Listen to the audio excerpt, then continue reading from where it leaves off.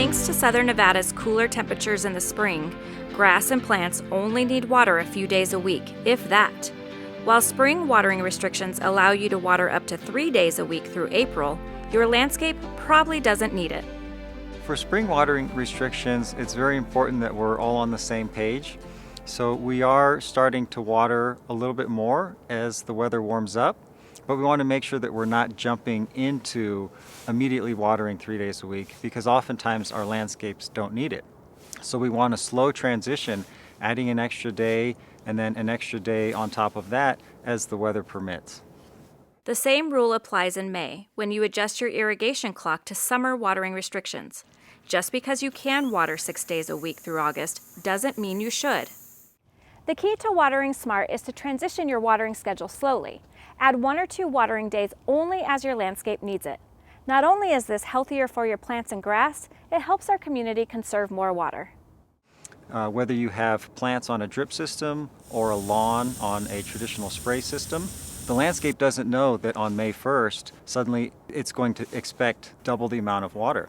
So we want to watch the weather, we want to watch the condition of our landscape and make a slow transition, adding another day if needed, and then another day possibly later in the summer if needed. In summer, you'll also want to comply with daytime watering restrictions, which prohibit outdoor watering between 11 a.m. and 7 p.m., the hottest part of the day.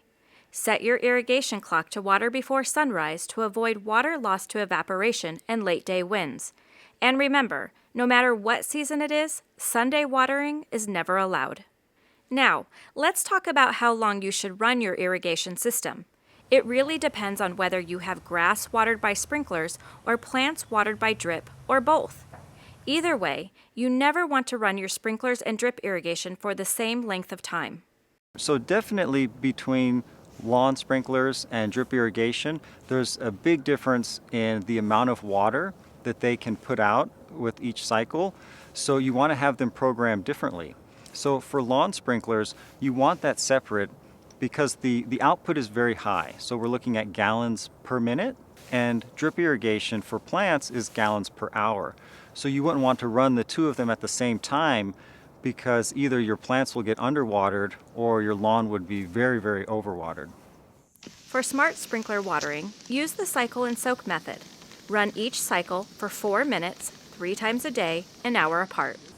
These shorter sips of water are better for your grass because the soil can absorb the water before it runs off into the street. Since drip irrigation releases water much more slowly, set your drip system to run longer, but only once a day. There could be a wide range of watering times depending on the output, the flow of your individual drip emitters. So it could be as short as 15 to 30 minutes for each time that the system turns on. And those would be higher volume drip emitters. For very low volume drip emitters, the duration can expand quite a bit. You could be looking at 60 minutes up to maybe 90 minutes each time if they're very low flow emitters. Do your part and change your clock to comply with seasonal watering restrictions, but only add more watering days as your landscape needs it. Water only on your assigned days and never water on Sunday.